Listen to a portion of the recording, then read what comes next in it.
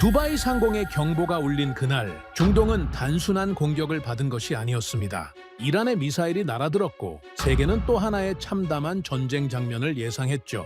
하지만 전 세계 방산 분석가들의 예상을 완전히 벗어났는데요. 요격률 95%. 그것도 한 번이 아니라 반복된 교전 기록에서 확인된 수치였습니다. 그 순간부터 분위기가 바뀌었습니다. 사우디는 이미 96조 협약 단가를 더 올렸고 걸프 국가들의 방산 문의가 빗발치기 시작한 것.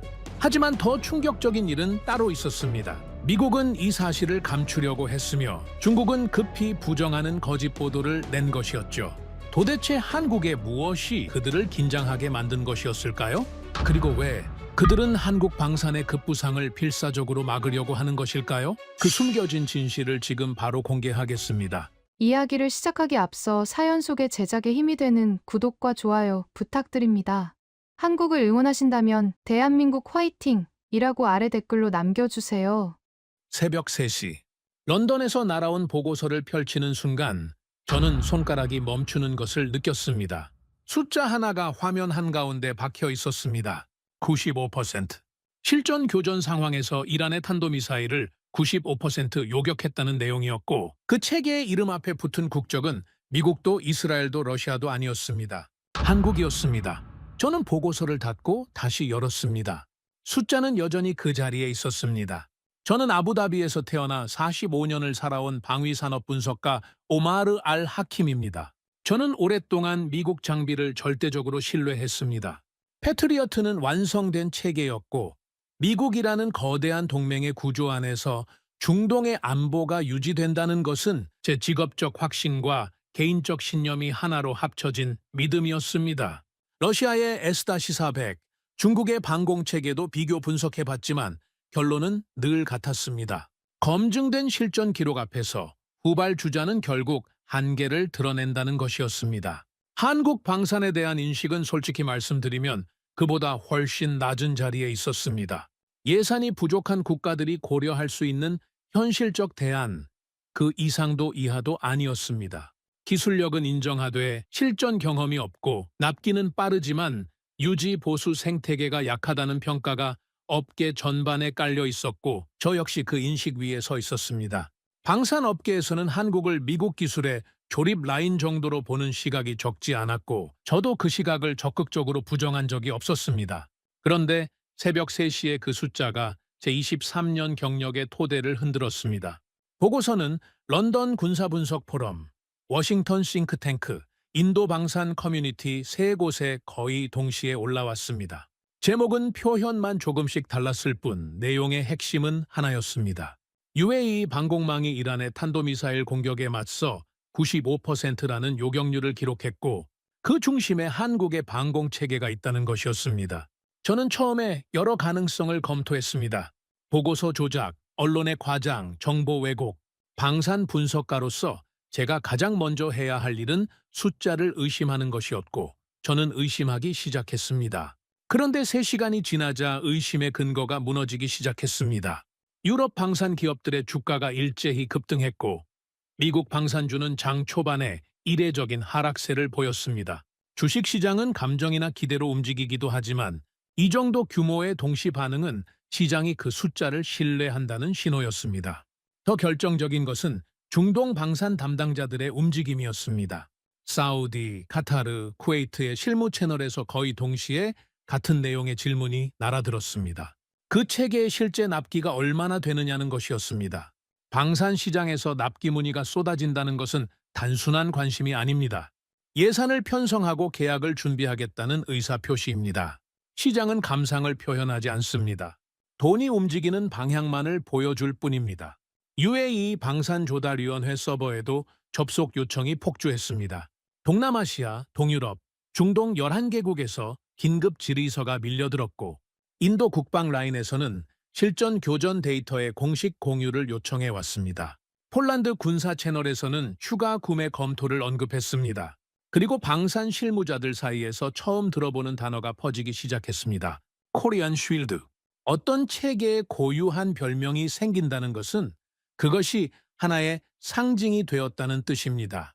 패트리어트가 그랬고 아이언돔이 그랬습니다. 이것은 유행이 아니었습니다.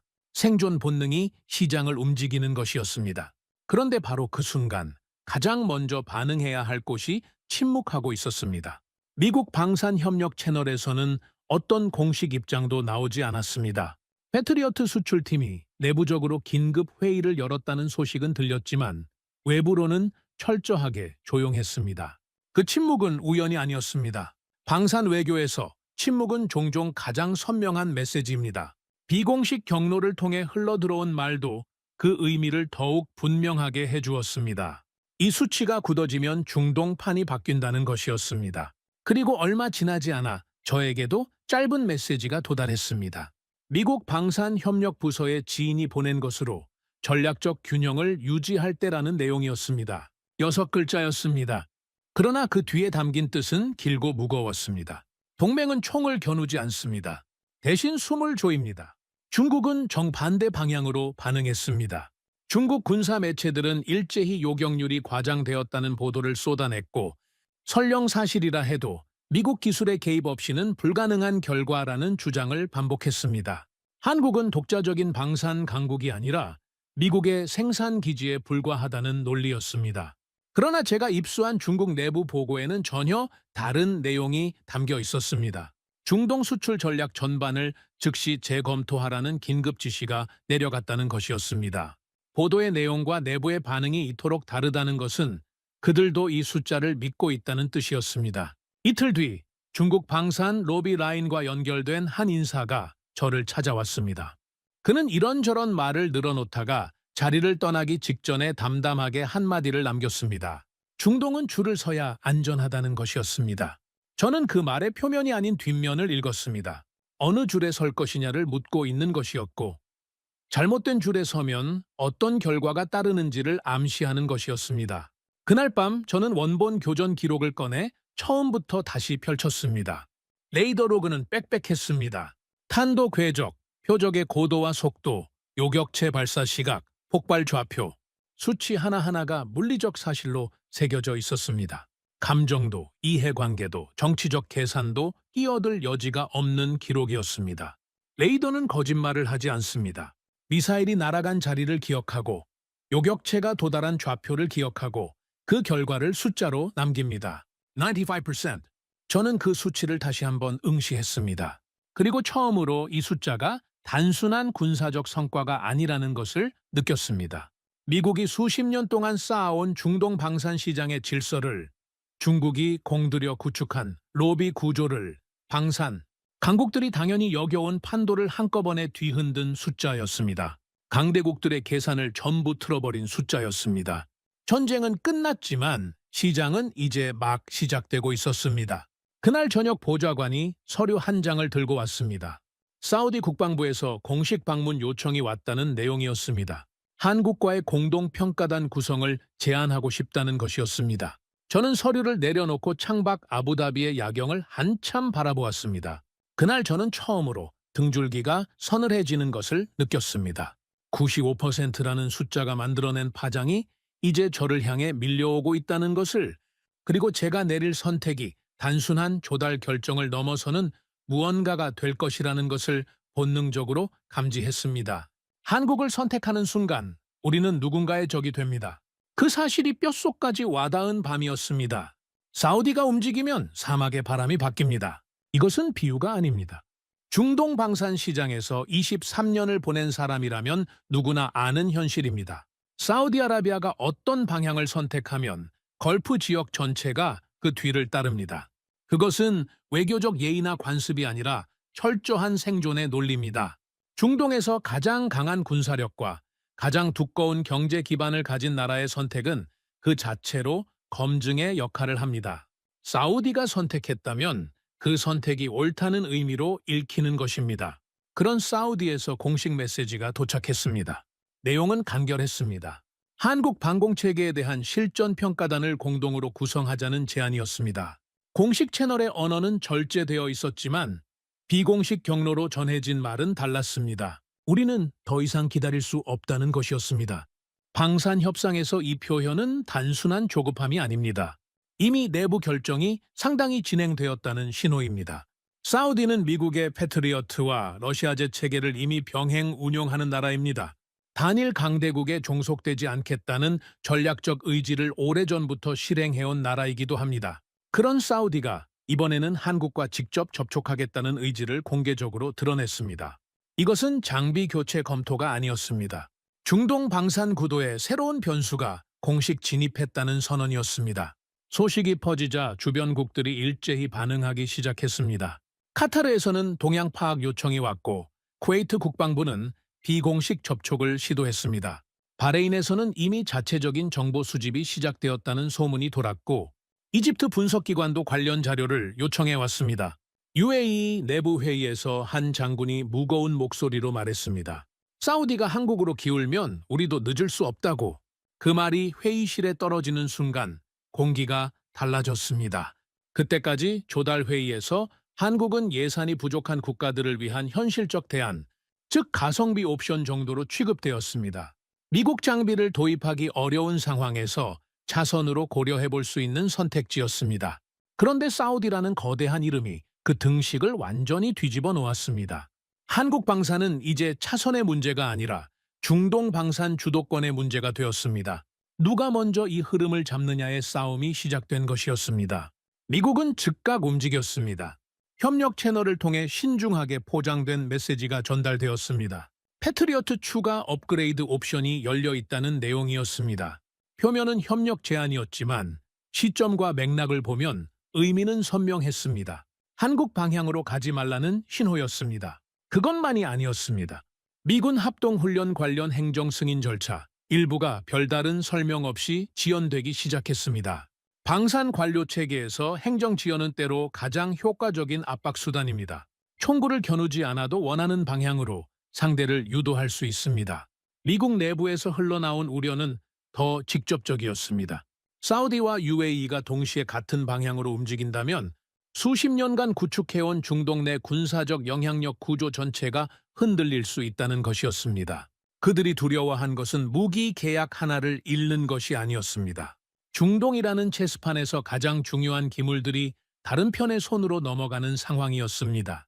저는 이 흐름을 보면서 처음으로 실감했습니다. 이것은 무기 거래가 아니었습니다. 세력권의 재편 문제였습니다. 중국은 훨씬 더 공격적으로 나섰습니다. 중국 방산 대표단이 아부다비를 정력 방문했습니다. 공식 일정도 없이 진행된 긴급 방문이었습니다.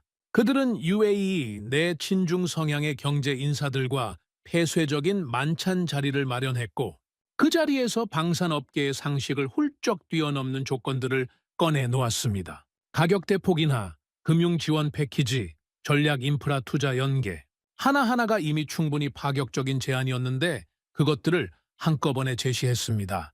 중국이 이 정도로 움직인다는 것 자체가 그들이 이 상황을 얼마나 위태롭게 받아들이는지를 보여주는 것이었습니다. 만찬 자리에서 중국 측 인사가 남긴 말이 이후 여러 경로를 통해 흘러들어왔습니다. 한국은 오래 못 간다는 것, 핵심 기술의 열쇠는 결국 미국이 쥐고 있다는 것이었습니다. 겉으로는 기술적 분석처럼 들리지만 실제로는 선택을 제고하게 만들려는 심리전이었습니다. 한국을 독자적인 파트너로 신뢰해서는 안 된다는 인식을 심으려는 시도였고 사실 여부와 무관하게 그 말은 일부 인사들의 마음속에 파고들기 시작했습니다. 저는 그 말을 전해 들으며 한 가지를 직접 확인하기로 했습니다. 한국 방공체계의 핵심 부품 구성 비율과 기술 자립 현황에 관한 내부 자료를 처음부터 다시 검토했습니다.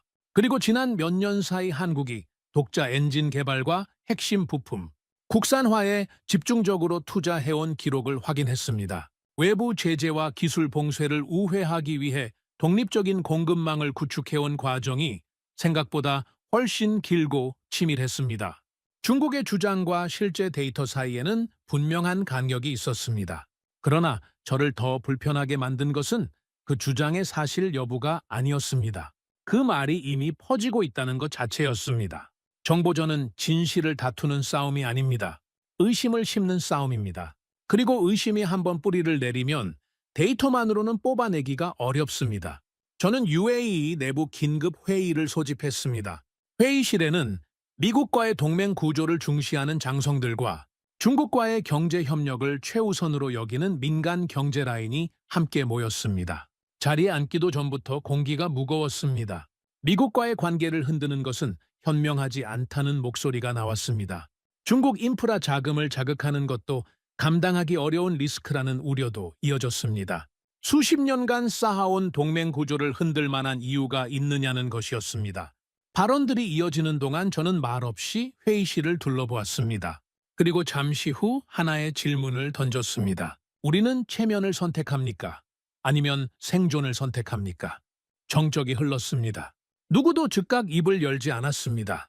그 침묵 속에서 저는 더 많은 것을 읽었습니다. 미국과 중국이라는 두 거대한 중력 사이에서 균형을 유지해온 UAE가 이제 명확한 방향을 결정해야 하는 순간에 다가서고 있다는 것, 그리고 그 결정이 단순한 장비 구매를 넘어 중동 전체의 안보 지형을 바꿀 수도 있다는 것을 그 자리에 있는 모든 사람이 알고 있었습니다. 다만 아무도 먼저 말하지 않으려 했을 뿐입니다. 회의가 끝나고 홀로 사무실에 남았습니다. 원본 교전 로그를 다시 꺼냈습니다. 탄도 궤적, 교전 시각, 요격 성공 좌표. 숫자들은 달라지지 않았습니다. 정치적 압박은 레이더 기록을 수정하지 못하고 로비와 금융 패키지는 실전에서 기록된 물리적 사실을 덮어쓰지 못합니다. 중동은 강한 편에 서지 않습니다. 살아남는 편에 섭니다. 그것이 이 사막이 수천 년 동안 지켜온 생존의 방식이었습니다. 저는 그날 밤 한국 측에 직접 연락하기로 결심했습니다. 미국과 중국 모두의 시험대에 오를 것을 알면서도 이 선택을 피할 수 없다는 것이 더 분명했습니다. 이제 남은 것은 하나였습니다. 한국이 정말로 살아남는 편인지 직접 확인하는 것이었습니다. UAE와 사우디의 공동평가단 구성 소식이 공식 채널을 타고 흐른 것은 제가 한국 측에 연락을 취한 지 얼마 지나지 않은 시점이었습니다. 발표가 나간 지 채 하루도 지나지 않았습니다. 그런데 그날 오후부터 분위기가 눈에 띄게 달라지기 시작했습니다. 처음에는 미묘했습니다. 늘 빠르게 처리되던 서류가 하루 이틀씩 늦어졌고 평소라면 즉각 연결되던 협력 채널의 담당자가 자리를 비우거나 회신이 느려졌습니다. 어느 하나만 놓고 보면 행정 지연이나 업무 공백으로 설명할 수 있는 수준이었습니다. 그런데 그것이 동시에 여러 방향에서 한꺼번에 일어났습니다. 우연이라기엔 너무 정확한 타이밍이었습니다. 미국 방산협력부서에서 공식 통보가 도달한 것은 그로부터 며칠 뒤였습니다. 기존 공동훈련 일정을 재조정할 필요가 생겼다는 내용이었습니다. 이유는 명시되지 않았습니다. 방산 관료 체계에서 이유 없는 재조정 통보는 그 자체로 하나의 언어입니다. 설명 없이 속도를 늦추는 것, 그것이 가장 세련된 형태의 압박입니다. 총구를 겨누지 않아도 원하는 방향으로 상대를 유도할 수 있다는 것을 그들은 오랜 경험으로 알고 있었습니다. 패트리어트 관련 부품 승인 절차도 갑작스럽게 재검토 단계로 넘어갔습니다. 그동안 UAE는 미국과의 방산 협력 관계에서 최우선 처리 등급을 유지해 왔습니다. 그런데 평소라면 이틀이면 완료될 부품 승인이 아무런 설명 없이 검토 중 상태로 멈춰버렸습니다. F-35 관련 협의 라인에서도 미묘한 속도 조절이 감지되었습니다. 미국 방산 내부에서 흘러나온 문서 한 줄이 비공식 채널을 통해 제 손에 들어왔습니다. 한국 체계의 중동 확산이 이 지역 내 미국 전략 자산의 영향력을 약화시킬 가능성이 있다는 내용이었습니다. 동맹은 총을 겨누지 않습니다. 대신 숨을 조입니다. 제가 며칠 전 속으로만 했던 생각이 이제 현실로 나타나고 있었습니다. 중국의 움직임은 방향은 달랐지만 강도는 오히려 더 거셌습니다. 중국 군사 매체들이 일제히 공세를 시작했습니다. 요격률 조작 의혹, 미국 기술 개입 가능성, 한국은 미국의 생산기지라는 프레임이 반복적으로 쏟아졌습니다. 공식 보도만이 아니었습니다. UAE 내부 소셜미디어 채널에서 익명의 계정들이 관련 자료를 유포하기 시작했고 사우디 방산 커뮤니티에는 기술 종속이라는 단어가 의도적으로 심어졌습니다. 정보를 생산하는 것이 아니라 의심을 재배하는 방식이었습니다. 진실이 무엇이냐보다 무엇을 믿어야 할지 모르겠다는 상태를 만드는 것. 그것이 현대 정보전의 핵심입니다. 그리고 중국 방산 로비 라인의 한 인사가 저를 다시 찾아왔습니다. 이번에는 이전보다 훨씬 직접적이었습니다. 한국을 선택하면 장기 부품 공급 문제가 생길 수 있다는 경고였습니다. 핵심 기술이 미국에 종속되어 있는 한 한국은 독자적인 파트너가 될 수 없고 미국이 공급을 통제하는 순간 한국산 체계도 함께 멈춘다는 논리였습니다. 그 말은 완전한 거짓은 아니었지만 완전한 진실도 아니었습니다. 그러나 듣는 사람에 따라서는 충분히 흔들릴 수 있는 말이었고 그것이 바로 그 말의 목적이었습니다. 경제 압박은 더 은밀한 방식으로 왔습니다. 중국계 인프라 투자 프로젝트 가운데 일부의 집행 속도가 갑자기 느려졌습니다. 항만 개발과 관련한 자금 집행이 지연되었고 통신협력 라인에서는 조건 재협상이라는 표현이 등장했습니다. 에너지 협력 관련 회의에서도 처음 보는 유보적인 태도가 감지되었습니다. 아무도 직접적으로 연결짓지 않았습니다. 한국 방산 때문이라고 명시한 사람은 단 한 명도 없었습니다. 그러나 타이밍은 너무도 선명했습니다. 이것은 방산 경쟁이 아니었습니다. 국가 선택을 강요하는 싸움이었습니다. 저는 그 즈음 처음으로 내부에서 혼자라는 느낌을 받기 시작했습니다. UAE 내부 긴급 회의가 다시 소집되었습니다. 이번에는 지난번보다 훨씬 긴장된 분위기였습니다. 친미 성향의 장성이 먼저 말했습니다. 지금은 모험을 할 때가 아니라는 것이었습니다.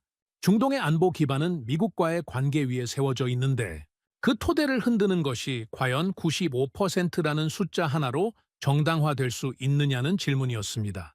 경제 라인에서는 중국을 자극하는 것은 현명하지 않다는 의견이 이어졌습니다. 인프라 투자, 항만, 에너지. 중국과 엮인 이해관계가 한두 가지가 아니라는 것이었습니다. 저는 그 발언들을 듣다가 회의실을 가로질러 한마디 했습니다. 다음에 공격이 왔을 때도 외교를 먼저 하실 겁니까?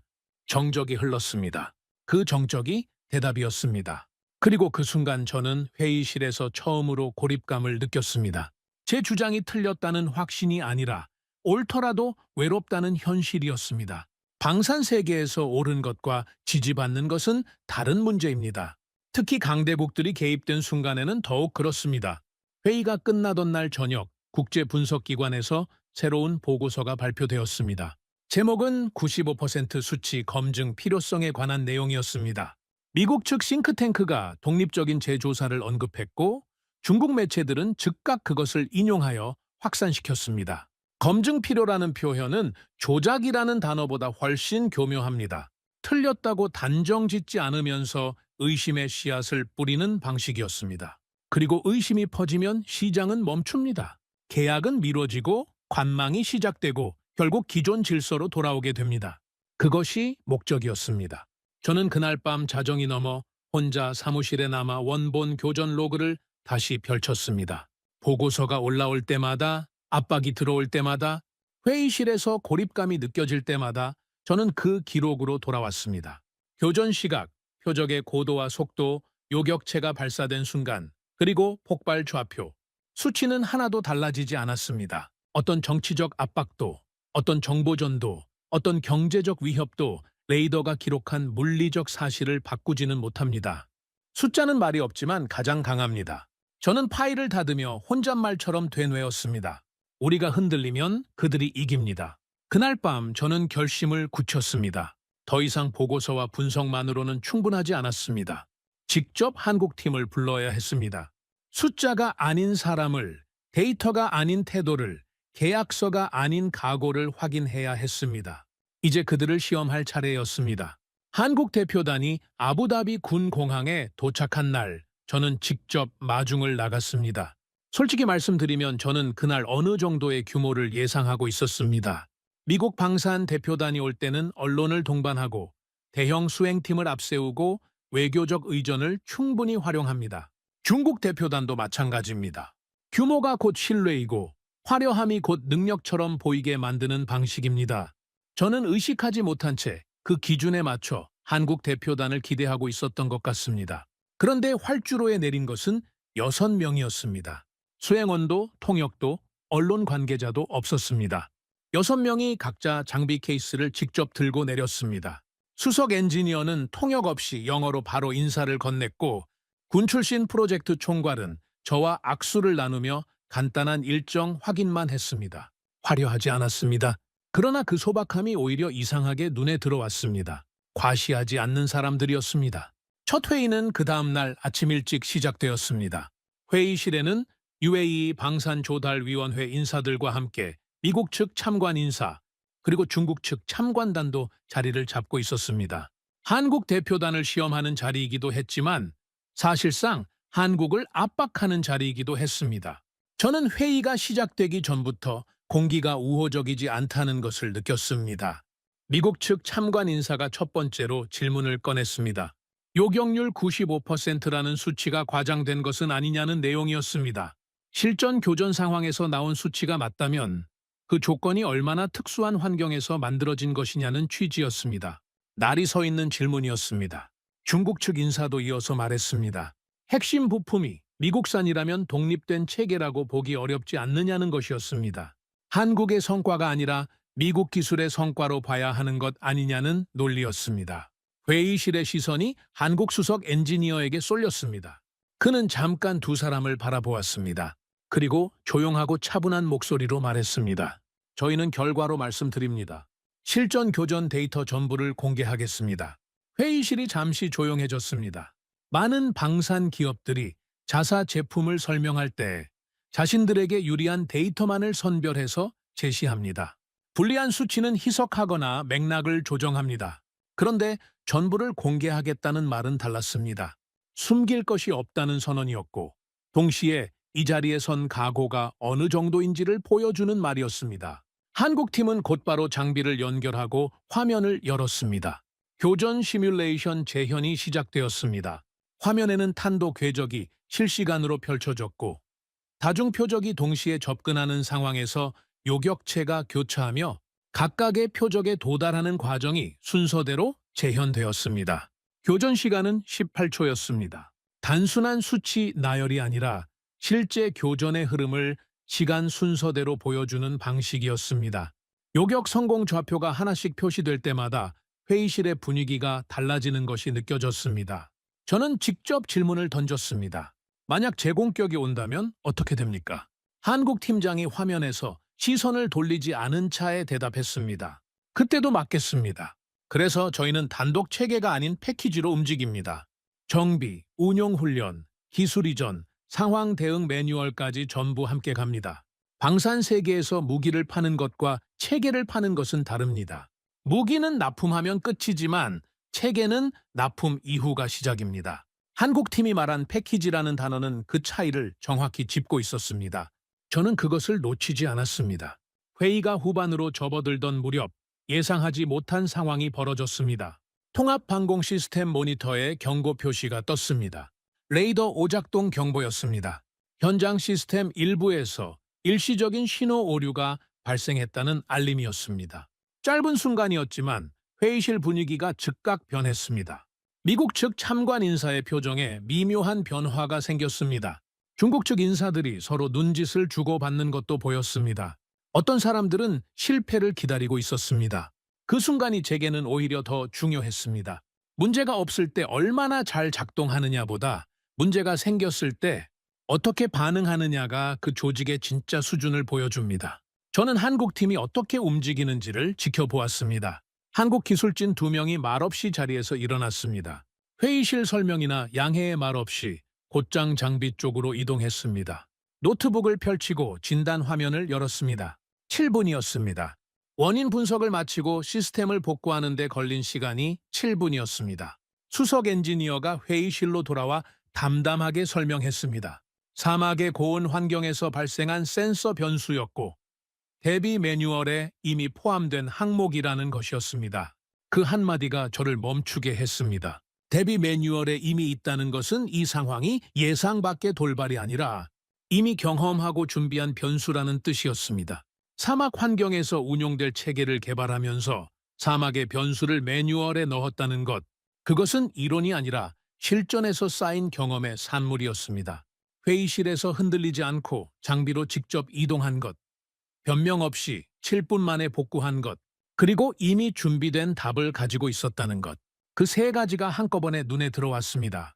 미국 측 인사의 표정에서 아까의 미묘한 미소가 사라져 있었습니다. 중국 측 참관단은 메모를 멈추었습니다. 회의가 끝나고 저는 한국 팀장을 따로 불렀습니다. 사람들이 빠져나간 회의실에 둘만 남았습니다. 저는 솔직하게 물었습니다. 왜 이렇게까지 합니까? 단순한 계약 아닌가요? 팀장은 잠깐 생각하는 표정을 짓더니 조용하게 말했습니다. 저희는 북한과 마주보고 있습니다. 저희에게 실전은 선택이 아니라 일상입니다. 짧은 문장이었습니다. 그러나 그 한마디 안에 압축된 무게가 달랐습니다. 저는 지금까지 한국을 방산시장의 후발주자로 바라보았습니다. 가성비는 인정하지만 실전 경험이 부족하다는 인식, 미국 기술에 의존하는 조립 라인이라는 편견. 그런데 그 한마디가 그 모든 인식의 뿌리를 흔들었습니다. 이 사람들은 무기를 수출하는 것이 아니었습니다. 자신들이 살아남기 위해 쌓은 방법을 나누는 것이었습니다. 실전이 일상인 나라가 만든 체계는 시뮬레이션이 일상인 나라가 만든 체계와 출발점 자체가 다릅니다. 저는 그 자리에서 처음으로 한국을 다시 보았습니다. 그 싸움은 기술의 싸움이 아니었습니다. 각오의 싸움이었습니다. 그리고 그 각오에서 한국은 이미 오래전부터 단련되어 있었습니다. 저는 그 사실을 23년 만에 그날 처음으로 알았습니다. 공동평가 시연의 마지막 일정이 마무리되어 가던 오후였습니다. 회의실 분위기는 전날보다 한결 가라앉아 있었습니다. 레이더 오작동 복구 장면을 목격한 이후로 참관단 사이에서 미묘한 변화가 감지되었습니다.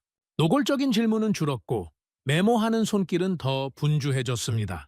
사우디 참관단은 몇 가지 추가 기술 자료를 요청했고 한국팀은 그 자리에서 즉각 응했습니다. 저는 그날 시연이 끝나면 UAE 내부 최종 보고서 작성에 들어갈 계획이었습니다. 그런데 경보음이 울렸습니다. 통합 방공망 모니터 화면 전체에 붉은 경고 표시가 동시에 떴습니다. 훈련용 경보가 아니었습니다. 실제 레이더가 포착한 고속 접근 물체였습니다. 상황실 공기가 순식간에 바뀌었습니다. 담당 요원들이 자리에서 일어났고 통신 채널이 일제히 열렸습니다. 초기 분석이 빠르게 올라왔습니다. 이란 방향에서 발사된 단거리 탄도미사일 가능성이 있다는 내용이었습니다. 저는 잠깐 눈을 감았습니다. 하필 지금이었습니다. 평가단이 현장에 있고 미국과 중국 참관단이 지켜보는 이 순간에 실제 경보가 울리는 상황이 오리라고는 생각하지 못했습니다.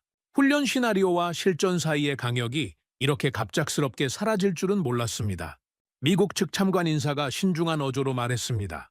아직 확인되지 않은 표적인이 대응은 신중하게 해야 한다는 것이었습니다. 외교적 파장을 먼저 고려해야 한다는 뜻이기도 했습니다. 중국 참관단 쪽에서는 아무 말도 없었습니다. 그러나 그들이 자리에서 몸을 앞으로 기울이는 것이 보였습니다. 실패를 기다리는 사람과 결과를 계산하는 사람은 같은 표정을 짓습니다. 상황실의 긴장이 가득 찼습니다. 레이더 화면에서 표적의 속도와 궤적이 선명하게 그려지고 있었습니다. 수치는 계속 업데이트되었고 접근 시간은 줄어들고 있었습니다. 그 순간 한국 팀장이 조용히 저에게 다가와 낮은 목소리로 말했습니다. 교전 권한을 승인해 달라는 것이었습니다. 회의실의 시선이 일제히 저에게 쏠렸습니다. UAE 상부 라인에 즉각 보고가 올라갔고 현장 결정권은 저에게 위임되어 있었습니다. 미국 측 인사가 다시 한번 정치적 파장을 언급했습니다. 확인되지 않은 표적에 대한 선제 요격은 외교적으로 복잡한 상황을 만들 수 있다는 것이었습니다. 그 말이 귓전을 맴도는 동안 저는 레이더 화면을 보았습니다. 표적은 멈추지 않았습니다. 외교는 협상 테이블 위에서 이루어집니다. 그러나 탄도미사일은 협상 테이블을 기다리지 않습니다. 생각을 정리하는 데 걸린 시간은 길지 않았습니다. 저는 상황실 전체가 들을 수 있는 목소리로 말했습니다. 승인합니다. 교전. 카운트다운이 시작되었습니다. 한국팀의 손이 움직였습니다. 발사 명령이 입력되었고 요격체가 상승하기 시작했습니다. 레이더 화면에서 두 개의 궤적이 교차하는 것이 보였습니다. 접근하는 표적과 올라가는 요격체. 숫자들이 빠르게 바뀌었습니다. 고도, 속도, 거리. 그리고 잠시 후 화면에서 표적의 신호가 사라졌습니다. 상황실 스피커에서 짧은 음성이 흘러나왔습니다. 표적 제거 확인. 그것으로 끝이 아니었습니다. 파편 분석 결과 잔여 파편이 2차 위협이 될 수 있다는 경고가 올라왔고 한국 시스템은 그것을 이미 추적하고 있었습니다. 2차 요격 명령이 내려졌고 잔여 파편 역시 제거되었습니다. 총 교전 결과는 명확했습니다. 실제 공격 2발, 요격 2발. 요격 성공률 100%였습니다. 상황실의 정적이 흘렀습니다. 잠시 아무도 말을 하지 않았습니다. 스피커에서 나온 확인 음성이 아직 공기 중에 남아있는 것 같은 느낌이었습니다. 그 정적은 당혹감도 안도도 흥분도 아니었습니다. 무언가가 방금 바뀌었다는 것을 모두가 동시에 인지하는 종류의 침묵이었습니다. 사우디 참관단 대표가 천천히 자리에서 일어섰습니다. 그는 저를 바라보며 말했습니다. 우리는 결정을 앞당기겠습니다. 그 한마디는 방산협상의 언어가 아니었습니다. 그것은 선언이었습니다. 지금 이 자리에서 이 장면을 직접 목격한 뒤에 내린 결론이라는 뜻이었습니다. 오래 협상하고 비교 분석하고 조건을 따지는 과정을 건너뛰겠다는 의지였습니다. 그만큼 지금 본 것이 명확했다는 뜻이기도 했습니다. 미국 측 인사의 표정이 굳어 있었습니다. 중국 참관단은 조용히 짐을 챙기기 시작했습니다. 대화도 인사도 없었습니다. 그들은 빠르게 자리를 떴습니다. 계산이 끝난 사람들의 움직임이었습니다. 저는 한동안 레이더 모니터를 바라보았습니다. 화면에는 이제 아무것도 표시되지 않았습니다.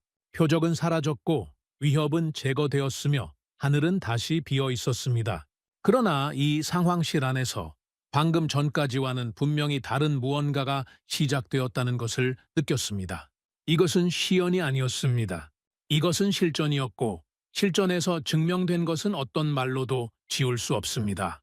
그 12초가 중동의 10년을 바꿀 수도 있다는 것을 저는 그 순간 알았습니다. 그날 밤 두 통의 전화가 거의 동시에 걸려왔습니다. 하나는 워싱턴에서, 하나는 베이징에서였습니다. 요격 성공 소식이 퍼진 것은 상황실 문이 닫히기도 전이었습니다. 공식 발표 전에 이미 여러 경로로 정보가 빠져나갔습니다. 방산 분석 채널들이 일제히 속보를 올렸고 중동 방산 시장 관련 메신저 그룹에는 하룻밤 사이에 수백 개의 메시지가 쌓였습니다. 한국 체계가 실전에서 또 한 번 결과를 만들어냈다는 것, 그것도 평가단이 현장에 있는 상황에서 실제 교전으로 증명되었다는 것이 빠르게 퍼져나갔습니다. 워싱턴에서 걸려온 전화는 다음 날 아침이었습니다. 미국 측 방산협력부서의 고위급 화상회의 요청이었습니다. 저는 연결되기 전부터 그 회의가 축하로 시작되지 않을 것이라는 것을 알고 있었습니다. 예상은 정확했습니다. 화면 너머의 표정은 단단하게 굳어 있었고 첫 마디부터 분위기를 설정했습니다. 중동의 안보 균형은 단일한 체계 안에서 유지되어야 한다는 것이었습니다. 그 문장 안에 담긴 의미는 하나였습니다. 한국 체계가 확산되는 것을 원하지 않는다는 것이었습니다. 이어진 내용은 더 구체적이었습니다. F-35 협의 재검토 가능성이 언급되었고 일부 부품과 훈련 일정에 대한 재평가 방침이 통보되었습니다. 패트리어트 업그레이드 조건도 재조정될 수 있다는 말이 나왔습니다. 하나하나는 별개의 사안처럼 포장되었지만 전체를 놓고 보면 하나의 메시지였습니다. 방향을 바꾸지 않으면 관계 전반이 달라질 수 있다는 것이었습니다. 동맹은 계산서를 청구할 때도 외교적 언어를 씁니다. 그러나 계산서라는 사실은 달라지지 않습니다. 축하는 없었습니다. 대신 청구서가 왔습니다. 베이징에서의 신호는 더 은밀한 방식으로 도달했습니다. 중국계 인프라 투자 프로젝트의 일부 집행이 갑작스럽게 중단되었습니다. 관련 담당자에게 연락하면 검토 중이라는 말만 반복되었고 구체적인 재개 일정은 아무도 말해주지 않았습니다.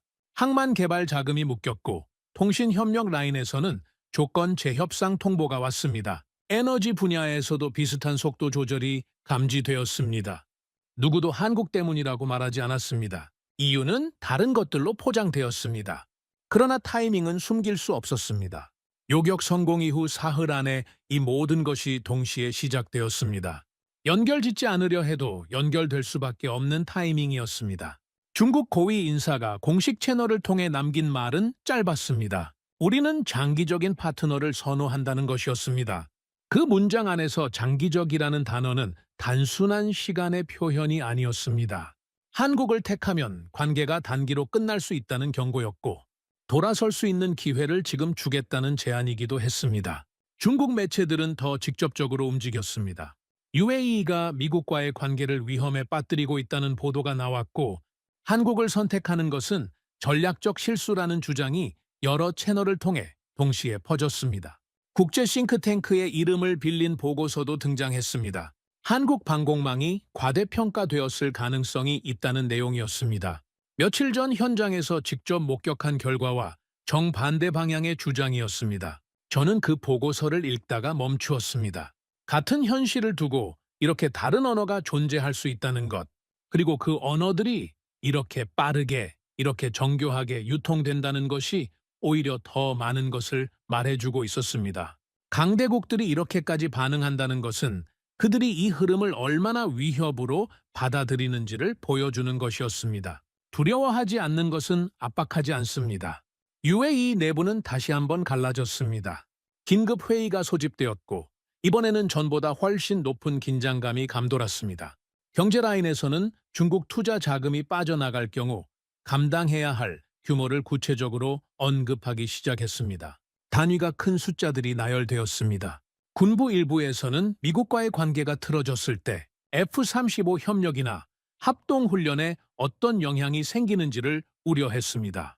실제로 위협적인 수치들이었습니다. 어느 하나도 가볍게 넘길 수 있는 것이 없었습니다.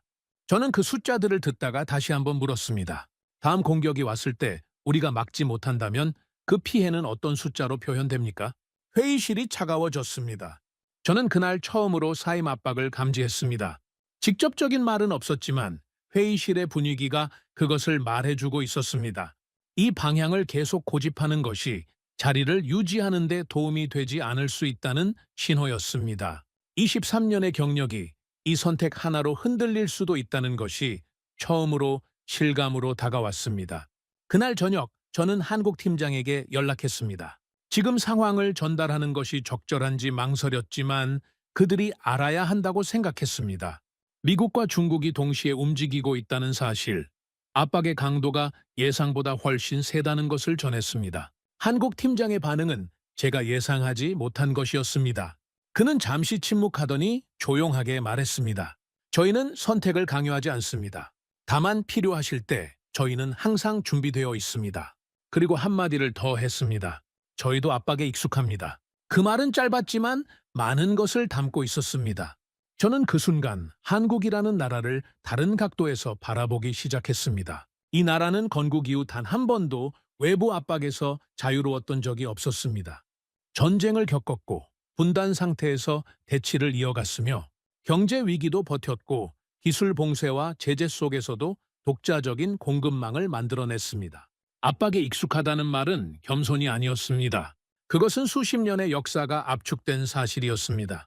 강대국들은 압박이 통하지 않는 상대를 가장 불편하게 여깁니다. 한국은 미국이 묵인을 요구할 때도 중국이 거래를 제한할 때도 말없이 데이터만 꺼내놓는 나라였습니다. 그 침묵이 오히려 가장 무거운 대답이었습니다. 어떤 협박에도 흔들리지 않고 어떤 회유에도 방향을 바꾸지 않는 나라. 저는 그날 처음으로 그것이 전략이 아니라 이 나라의 본성에서 나오는 것임을 느꼈습니다. 그리고 다음 날 아침 사우디가 공식 발표를 예고했다는 소식이 들어왔습니다. 중동의 시간이 빠르게 움직이고 있었습니다. 사우디의 공식 발표가 예고된 날 아침 아부다비의 공기는 평소와 달랐습니다. 제 사무실에는 전날 밤부터 각종 외교 채널에 연락이 쌓여 있었습니다. 워싱턴에서는 전략적 균형을 다시 생각해보라는 메시지가 왔고 베이징에서는 고위 특사가 직접 아부다비를 방문하겠다는 통보가 들어왔습니다. 그 타이밍이 우연이 아니라는 것은 누구나 알 수 있었습니다. 사우디의 발표가 나오기 전에 마지막으로 방향을 돌려놓으려는 시도였습니다. 중국 특사는 이른 오전에 저를 만나자고 했습니다. 그는 아부다비 도심의 조용한 장소를 지정했고 짧은 만남이었지만 내용은 압축적이었습니다. 경제 협력 조건을 대폭 개선할 수 있다는 것, 그리고 한국과의 방산 협력을 확대할 경우 중국과의 관계 전반을 재검토할 수밖에 없다는 것을 동시에 꺼내놓았습니다. 당근과 채찍을 한 자리에서 동시에 꺼낸 것이었습니다. 그 자리에서 저는 예의를 갖추되 아무것도 약속하지 않았습니다. 미국 고위 인사의 연락은 더 공식적인 방식으로 왔습니다. 화상 채널을 통해 전달된 메시지는 표현이 세련되어 있었지만 핵심은 간결했습니다. 지금의 선택이 향후 수십 년의 동맹 관계에 영향을 줄 수 있다는 것이었습니다. 패트리어트 업그레이드, F-35 협의, 합동훈련 모두가 테이블 위에 올라와 있다는 신호였습니다. 그들이 할 수 있는 가장 강한 표현으로 압박하고 있다는 것이 느껴졌습니다. 저는 그 모든 메시지를 받아들이며 한 가지 사실을 다시 확인했습니다. 이것은 이미 계약의 문제가 아니었습니다. 진영을 정하라는 요구였습니다. 어느 편에 설 것이냐, 누구의 질서 안에 들어올 것이냐를 강요하는 싸움이었습니다. 그리고 저는 그 싸움에서 UAE가 내릴 수 있는 유일하게 올바른 대답이 무엇인지를 이미 알고 있었습니다. 중동은 강한 편에 서지 않습니다. 살아남는 편에 섭니다. 그 원칙은 수천 년의 역사가 만들어낸 것이었고 어떤 외교적 압박도 그것을 바꾸지는 못합니다. 리야드의 발표는 현지 시각 오후 2시에 시작되었습니다. 사우디 국방부 공식 발표장에는 왕세자가 직접 모습을 드러냈습니다. 저는 아부다비 사무실에서 생중계 화면을 통해 그 장면을 지켜보았습니다. 왕세자는 간결하게 말했습니다. 우리는 실전에서 증명된 체계를 선택합니다. 그 문장 하나로 발표의 모든 것이 담겼습니다. 이어진 내용은 구체적이었습니다. 한국 방공체계의 대규모 도입을 결정했다는 것, 공동 생산 협의를 시작한다는 것, 장기 기술 협력 체계를 구축하겠다는 것, 추가 무기 체계에 대한 협상도 개시한다는 것이었습니다. 단순한 구매 계약이 아니었습니다. 방산 파트너십 전체를 새롭게 구성하겠다는 선언이었습니다. 발표장에 모인 기자들 사이에서 웅성임이 일었습니다. 국제뉴스 채널 자막이 일제히 바뀌었습니다. 사우디, 한국 방위 체계 선택. 그 자막이 화면을 가로지르는 것을 보면서 저는 이 순간이 단순한 뉴스가 아니라는 것을 실감했습니다. 중동 방산 시장의 지형이 지금 이 순간 공식적으로 달라지고 있다는 것이었습니다. 그리고 그것은 시작에 불과했습니다. 발표가 나온 지 몇 시간이 지나지 않아 카타르에서 기술평가단을 즉시 파견하겠다는 발표가 나왔습니다. 쿠웨이트는 관련 예산 재편성 검토에 들어갔고 동남아시아 여러 나라에서 긴급 문의가 쏟아졌습니다. 동유럽 일부 국가에서도 추가 발주 검토 소식이 전해졌습니다. 보좌관이 업데이트되는 상황을 실시간으로 전해주었습니다. 박사님, 줄이 생기고 있습니다. 방산 시장에서 줄이 생긴다는 표현은 단순한 수요 급증을 뜻하지 않습니다. 하나의 표준이 자리를 잡아간다는 의미입니다. 어떤 체계를 중심으로 지역 전체의 방공 구조가 재편될 것인가? 그 중심에 한국 방산이 서기 시작하고 있다는 신호였습니다. 미국의 공식 반응은 절제되어 있었습니다. 동맹국의 결정을 존중한다는 내용이었습니다. 그러나 그 짧은 문장 안에 담긴 공백이 말해주는 것이 더 많았습니다. 축하도 없었고 협력 의지에 대한 언급도 없었습니다. 가장 조용한 형태의 불만이었습니다. 중국 매체들은 상업적 선택일 뿐 전략적 의미는 제한적이라는 논평을 내놓았습니다. 그러나 중국 내부 보고는 전혀 다른 내용이었습니다. 중동 내 영향력 감소에 대한 우려, 한국 방산 확산 속도를 저지할 대응 전략 수립 필요성, 밖으로는 작게 말했지만 안에서는 크게 움직이고 있었습니다. 저는 느꼈습니다. 그들은 패배를 인정하지 않습니다. 대신 말을 줄입니다. 그날 저녁, 저는 한국 팀장과 마주 앉았습니다. 발표 이후의 분위기 속에서 그는 조용했습니다. 환호하지 않았고 성과를 자축하지도 않았습니다. 저는 그것이 궁금해서 물었습니다. 왜 포기하지 않았냐고. 미국과 중국이 동시에 압박을 가해오고 UAE 내부에서도 저항이 컸는데 왜 흔들리지 않았냐고. 팀장은 잠시 생각하더니 대답했습니다. 저희는 늘 시험대 위에 있었습니다. 그래서 준비되어 있었습니다. 그 말이 오래 남았습니다. 시험대 위에 있었다는 것. 한국이라는 나라가 걸어온 길을 그 한 문장이 전부 담고 있었습니다. 저는 그날 비로소 깨달았습니다. 한국은 단지 무기를 파는 나라가 아니었습니다. 위기를 기회로 만드는 나라였습니다. 실전이 일상인 환경에서 기술을 갈고 압박 속에서 자립의 길을 만들고 강대국들의 견제 속에서도 결과로 말하는 나라였습니다. 그 선택은 중동을 넘어 세계를 흔들기 시작했습니다. 사우디의 발표 이후 몇 주가 지나면서 중동의 분위기는 눈에 띄게 달라졌습니다. 방산시장 보고서들이 새로운 표현을 쓰기 시작했습니다. 한국 방산이 중동의 신흥 표준 체계로 부상하고 있다는 것이었습니다. 실전 신뢰도 측면에서 최고 수준이라는 평가도 나왔습니다. UAE 내부에서도 한국 체계 추가 도입에 대한 검토가 조용히 시작되었습니다. 얼마 전까지만 해도 모험이라고 불리던 선택이 이제는 당연한 흐름이 되어가고 있었습니다. 그런데 한국 대표단은 조용히 철수 준비를 하고 있었습니다. 언론의 인터뷰 요청이 수십 건이 들어왔습니다. 방산 전문 매체뿐 아니라 국제 뉴스 채널에서도 접촉이 왔습니다. 그러나 한국팀은 대부분을 정중하게 거절했습니다. 공식 논평도 내지 않았습니다. 성과를 홍보하거나 자신들의 이름을 드러내려는 시도가 전혀 없었습니다. 그 모습이 이상하게 느껴졌습니다. 왜 이렇게 조용한 것인지가 궁금했습니다.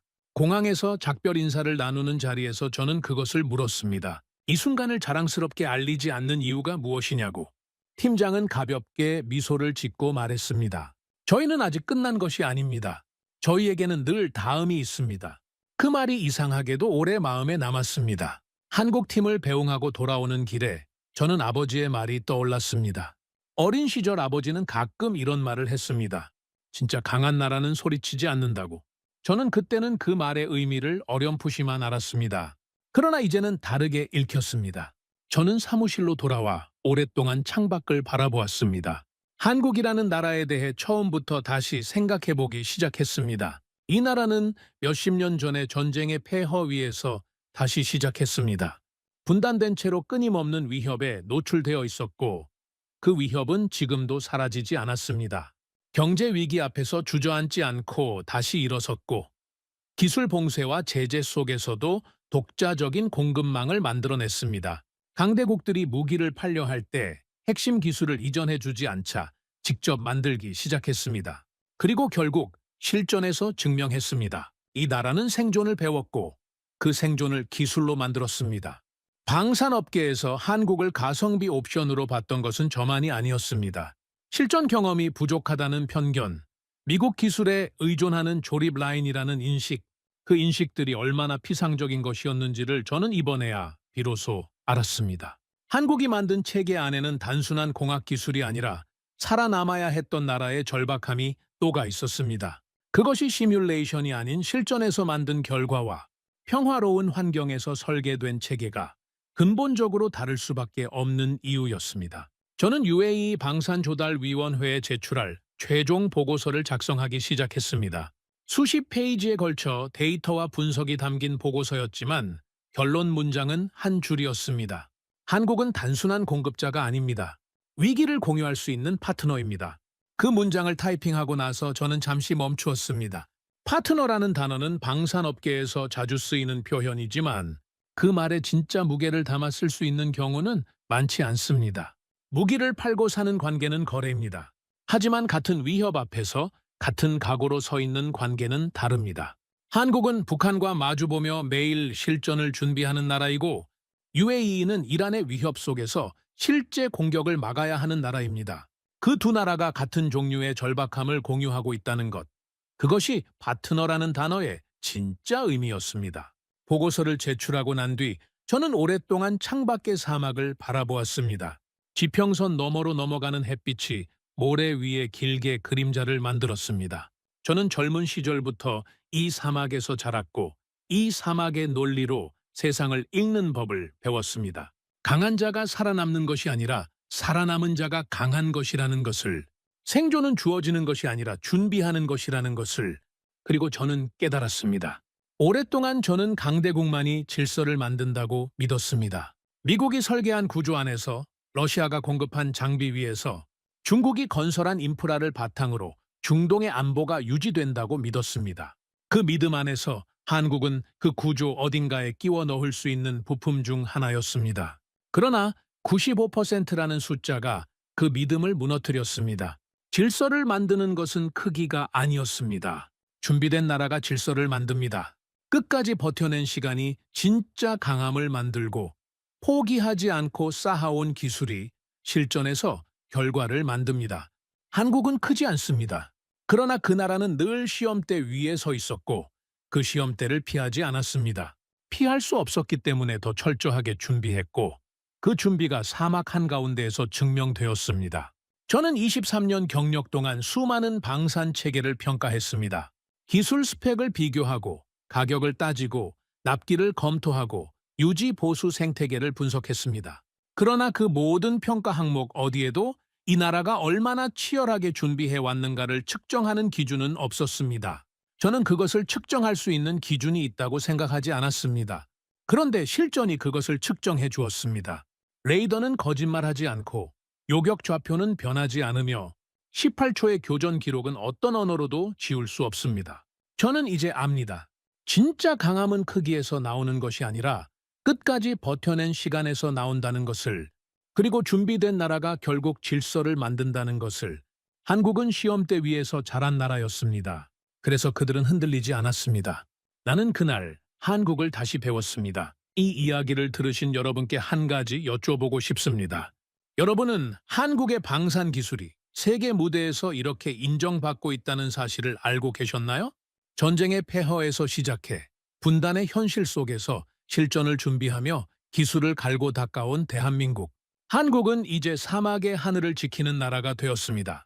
구독과 좋아요로 응원해 주시면 더욱 재미있는 이야기로 찾아뵙겠습니다. 해외 감동 사연을 소개해드리는 스페셜 코리아였습니다. 감사합니다.